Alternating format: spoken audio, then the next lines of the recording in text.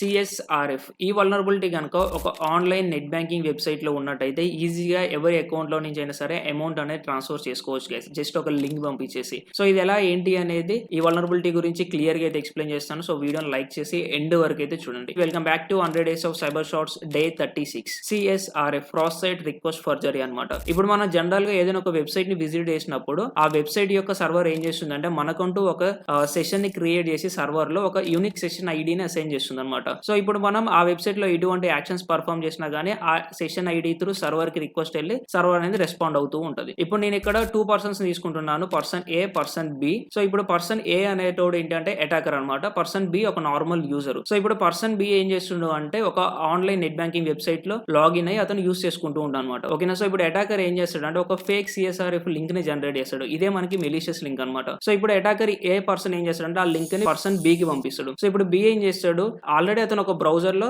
Login చేసుకొని అతను online net banking use చేస్తుండే కదా, ఇతనికంటే ఒక సెషన్ ఐడి ఉంటుంది, యాక్టివ్ సెషన్ ఐడి. సో ఇప్పుడు అటాకర్ పంపించిన లింక్ ని అదే బ్రౌజర్ లో న్యూ ట్యాబ్ లో ఓపెన్ చేస్తాడు. న్యూ ట్యాబ్ లో ఓపెన్ చేసినప్పుడు ఏం జరిగింది అంటే సర్వర్ కి ఎంబడే రిక్వెస్ట్ వెళ్తుంది అనమాట, మనీ ట్రాన్స్ఫర్ రిక్వెస్ట్ వెళ్తుంది. సో అప్పుడు సర్వర్ ఏం చేస్తుంది, యాక్టివ్ సెషన్ ఐడి తోటే మనకి రిక్వెస్ట్ వచ్చింది కాబట్టి దాన్ని ప్రాసెస్ చేస్తుంది అనమాట. సో దాన్ని ప్రాసెస్ చేసి అమౌంట్ అనేది ట్రాన్స్ఫర్ చేస్తుంది. ఐ హోప్ ఈ వల్నరబిలిటీ గురించి మీకు క్లియర్ అర్థమైంది అనుకుంటున్నాను. Thank you, stay tune.